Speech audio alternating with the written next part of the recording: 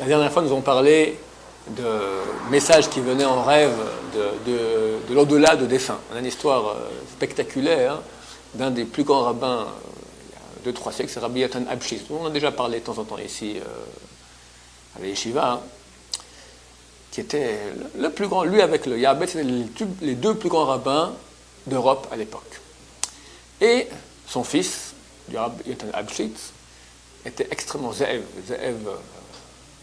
Abshis, était extrêmement un élève brillant, comme son père, très brillant.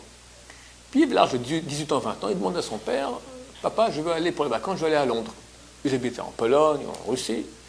Bon, son père a accepté qu'ils partent 2 mois pour les vacances, juillet et août, à Londres. Vers la mi-août, comme ça, Rabbi Abshis reçoit une lettre de son fils, « Papa, je suis ici, laisse-moi encore un mois, j'ai fait quelques petites affaires comme ça, un peu d'argent, et je reviendrai après Sukkot. Septembre. Juillet, août, septembre. » Il reçoit encore une autre lettre, 2-3 semaines plus tard. « Papa, les affaires avancent très bien, je suis en train de gagner un peu. Laisse-moi encore quelques mois, là, 6 mois, comme ça j'aurai de l'argent, je pourrai vivre toute ma vie tranquille. » Fil en aiguille, il fait fortune. Il fait fortune. C'est connu que ceux qui ont étudié dans les chivotes, qui ont des esprits brillants, qui toute la journée ont fait Baba Kama, Baba Metzia, Baba Batra, c'est tout des questions pécuniaires, on devient extrêmement calé en affaires, des requins.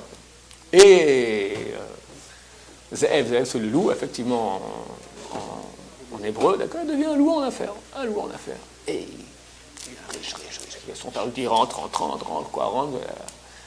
un point tel qu'il s'achète le titre de comte. Il devient le comte Wolf. Wolf, en allemand, c'est le loup.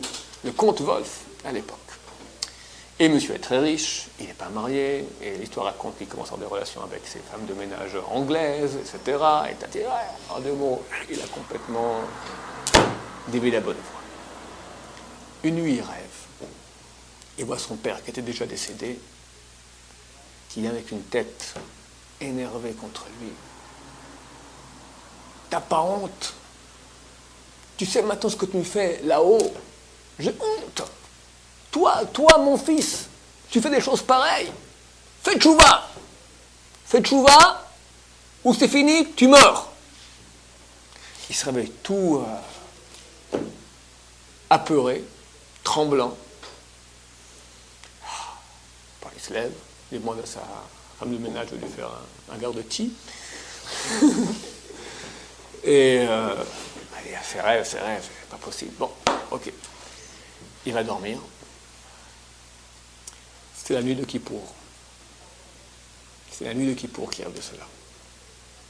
Et il a bu le verre de thé. Il s'endort.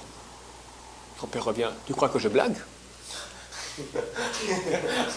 Je t'avertis. Ou tu fais tchouva, ou je te tue maintenant. Il s'arrive de nouveau. Là. Il transpire. On ne peut plus. Il ne sait pas quoi faire.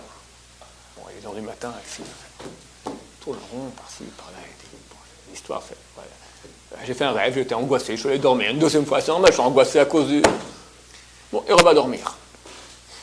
Une 3e fois, son père dit bon, je vois que c'est comme ça, je t'étrangle. Ou tu fais tchouva maintenant, ou je t'étrangle. Et il attrape comme ça, il se met à l'étrangler. Et lui, il se réveille tout à coup, hors du lit déjà, tiré hors du lit, et il sent qu'il a vraiment carrément mal ici. Alors, il a compris, c'est plus des blagues. Il n'a plus dormi la nuit, il est parti à la synagogue, net, et il a pleuré tout le kippour, il a fait une tchouva complète. Un des grands balais de tchouva d'il y a 2-3 siècles, c'est connu, le fils de Rabbi Yatan Abshis. Mais pas tout le monde a le mérite que ses ancêtres. Tout le monde a des grands ancêtres. Mon père était grand rabbin, vous savez, ceux qui sont d'habitude assez modérés, plus sur la voie, ils n'ont plus rien. Moi, je ne suis rien, mais j'avais un grand-père, d'accord. Beaucoup ont des grands-grands-pères et eux sont rien. Alors, pour ne pas faire honte à vos grands-pères, faites tchouva. Et le grand-père, pas toujours peut venir et nous dire faites tchouva. C'est un grand mérite d'avoir. Bon, il faut être le fils de Rabbi Abshis qui a beaucoup de mérite, j'imagine, pour qu'on l'autorise de Olam Haba, du monde de l'au-delà, à venir ici. Mais c'est une réalité. Alors faisons tchouva pendant qu'il est encore temps. Baruch Adonai, l'olam amen.